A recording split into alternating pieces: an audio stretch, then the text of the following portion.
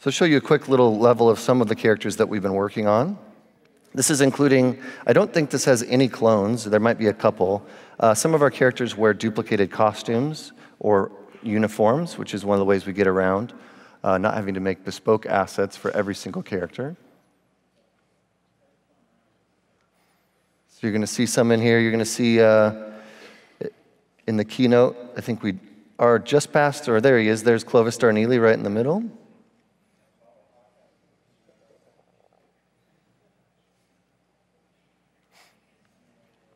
And each one of these is going to use stuff that we're talking about today, because it's all of our character stuff, kind of just showing you the amount of characters on screen that we're handling at one time as well.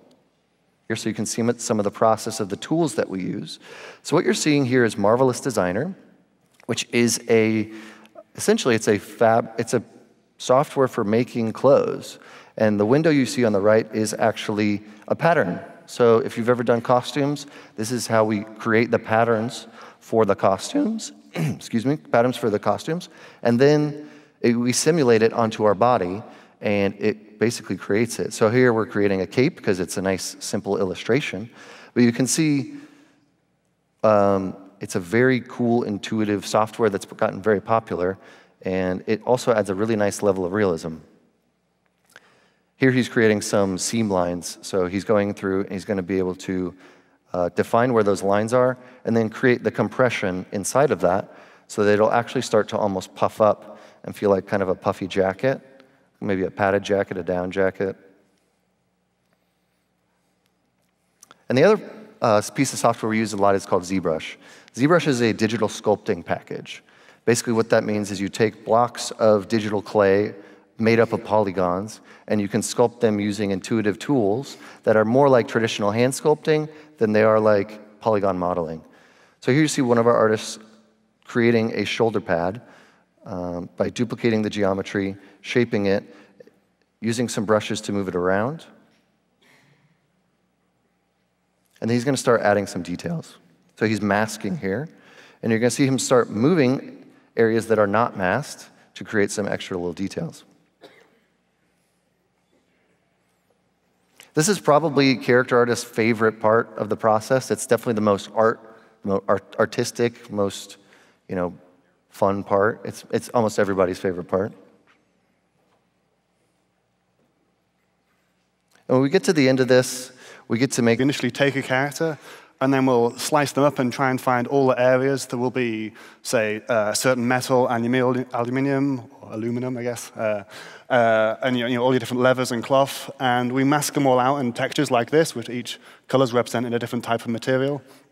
And then, in quite a complicated fashion, so here's some Vandal armor, and you can see that the mask here, rather than being in solid chunks, is actually got blends between multiple different materials together. This is, again, just a visualization of where the layers are, and this is the finished product once we've got all them layers blended together. So you can see all the subtle variations in the metal, and you can see how detailed all the individual textures are. And this is the 5 layers that go into that particular armor. And you can see individually they'll look great on their own, but then once they're put together, you really get the top quality. So the first one is called Clear Coat, which is a simulation of a thin lacquer or layer on top of the material, which you can see on the top side. It's a little bit subtle here, but on the right example, it's quite easy to see. But it gives you like a very tight shine on top of it. And here we've added it to this Vandal armor, and you can type of see like it looks a bit more like car paint. You can type of see a very tight high. The next one is a cloth. Again, this is pretty subtle to see on the sphere, but if you look on the edges of it, you get type of on the cloth one, you get like a fuzzy highlight on the edges. On a sphere, it's not a very useful example, but when you see it on the final character, it gives you quite a convincing cloth appearance, which we don't get. And this is something quite new, but we don't have this in the PU now, but it will be coming in. Sir? Who the hell are you?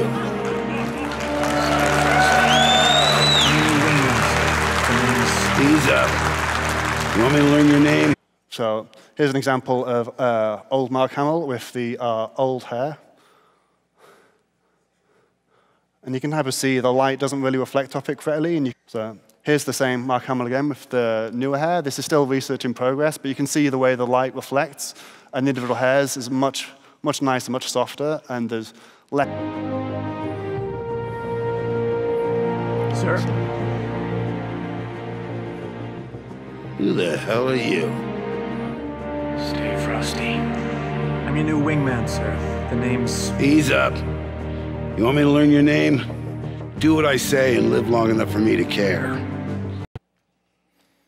So here we've got a piece of armor. This is actually one that I showed in a cloth talk a little bit earlier. It's one of the Hurston security with some brand new cloth text that we're using. And you can see that the poly counts are whatever, right? So they're pretty high, and it means we have to deal with every single one of these vertices. This is why a tech artist actually really cares about that budget, because every single vert they add is a vert that we have to skin, right? And you can see that it gets pretty damn granular. Now, we can start off pretty basically where we actually project from our naked male, from our base male, onto the armor, but then it's going to just look like a wetsuit or something that's literally attached to the skin. And this is where the trickery comes in. We've got to blend weights. All the different colors are basically different weights, different bones that are on that particular one, how many weights there are on it, which bone it's attached to. And then we can have really hard things that are like along the spine. If we're moving our shoulders back or we're moving our arms up, that's just another level of complexity that we have to deal with. So what they do is they touch up the skin from the projection, and then we have to run a ROM on it. What's a ROM? It's a range of motion. So we have an animation that we can just load up really quickly, and we can run them through all their paces, literally a running pace or walking, or we even have one that actually goes through a huge range of motion. Basically, everything that a game character could do, and we even go a little bit further with some of this stuff because, of course, we have things like VoIP and runtime bringing, so I'd have to loop this video once or twice. So this was actually Silas's outfit in one of our commercials before, and actually, not to get you to look, but at the bottom of the jacket,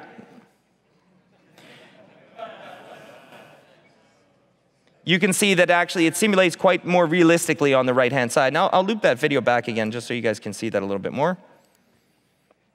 So again, if we had to if we had to animate this specifically, that would be a bit of a problem. But and it's subtle stuff, I realize, but that matters to us, and it absolutely matters to Chris.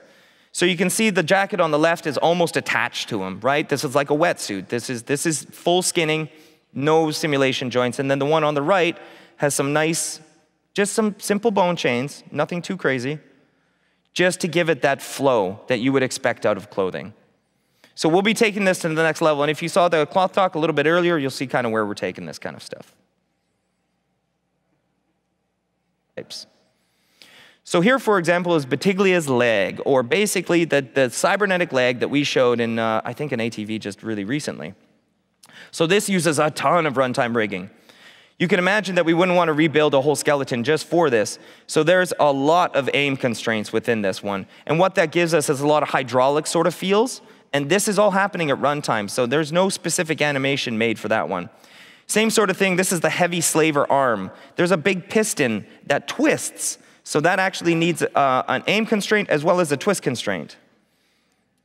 Then we've got ties. So, and I realize this stuff is subtle, but if it's not there, it just doesn't look right. So this one is a pendulum chain of, I think, about 10 to, probably about 10 joints, maybe a few less. And you can see there's little physics on them. These are, we call them lozenges. They'll actually impact each other, or they can collide with the environment. And again, that gives that secondary motion. We can't go back to an animator and say, we made a tie. You have to do 60,000 animations again. Steve Bender not be pleased at all. So here we kind of hidden this asset a tiny bit just because it's a bit of a squadron asset. We don't want to give too much away. But we have to do the ponytails. Same sort of idea. It's a pendulum simulation. And here they're inside of Character Tool, just actually turning them on and turning some of the debugs on with them. And usually when we set up these pendulum simulations, what we deal with is weight, range of motion, so how much on a pendulum this can actually move. If we do it on a weapon, we use a half cone kind of technique, so it can be flat against the back. But you can see, even for stuff as subtle as a ponytail, this can get pretty busy. So this is a bit of a grayscale. Again, we just don't want to give anything away here. And again, this is in slow motion, so keep in mind.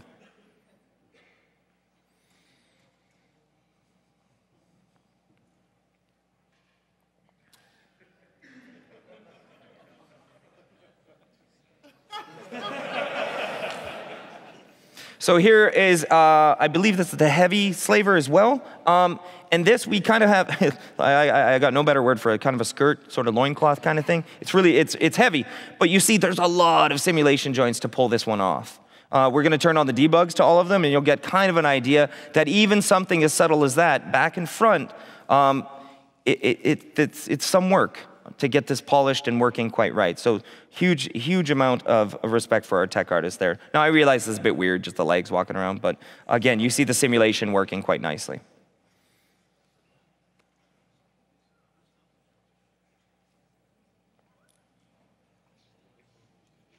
Cool, I think that one. So here we have a very fit male. And as the shirt's attached, basically we just chop the asset in half just to show you what's happening below. We actually call out the entire chest, and then we call out the upper arm. And you saw on the previous slide, we have, I think it's 32 zones. I might get that wrong. But it's between 30 and 40 zones right now that we can call out, and that's all marked up within it. So again, the upper arm is gone, the lower, the bicep sort of area, and the entire torso. So we do that for t-shirts, long sleeves. So on a long sleeve, all of a sudden we hide a couple more zones. And again, we just don't deal with this dissimilar topology problem. Also, we get a little bit of performance back too, which is good. So there's another sweater here.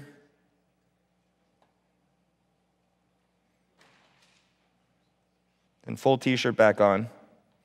And now a jacket layer, which makes this a little more complicated. So now that we've got the jacket on top of a t-shirt, we actually have to add those layers and that logic together. So the t-shirt is hiding all the chest and upper arm, but it would have left the lower arm. Now that we have a jacket on the higher layer, then we continue to hide the lower arms. And I realize it sounds subtle, but there's a lot of internal logic that actually has to happen within there. Just, again, some rules that are set up within the items.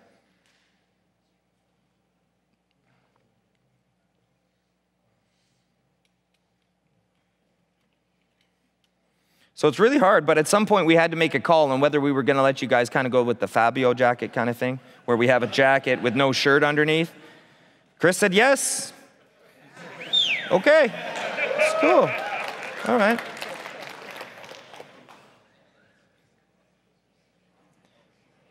Then he's right back to it. We do that.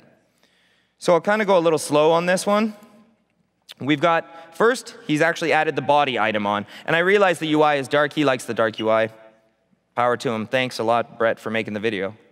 Now, he's attached the body. And on the body, we have a whole bunch of ports. We've got the armor undersuit port. We've got clothing feet, clothing hands, clothing legs, torso 1, torso 2, and the head. So next step, we're going to add the head. So great, but the head has no eyes. So maybe we got to add some eyes. Then we add some teeth. Then we add some hair.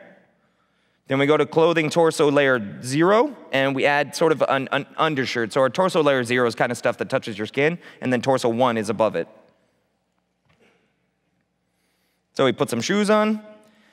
Now, we talked about the zone culling system, and what's kind of interesting is that we call the body as we attach clothing, but we kind of have the exact same relationship when it comes to armor and undersuit.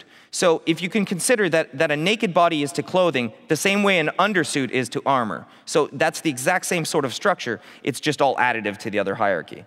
So you'll see that as soon as we attach the undersuit, oh, that already happened anyways. As soon as we attach the undersuit, we have to hide all that clothing. So that's all already called out, and that's on the highest layer. But now we have to attach some torso items, attach a helmet, and we're still doing that same kind of culling all the way down onto the undersuit. And then we can even add some weapons.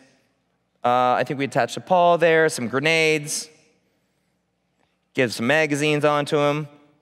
And then in the end, all we do is we save that loadout, we load that as an XML directly on an animated object, and there's your character doing that. And you can also just, for the developers anyways, we load the loadouts pretty directly on the players if we have to, and these kind of things. So it's quite nice.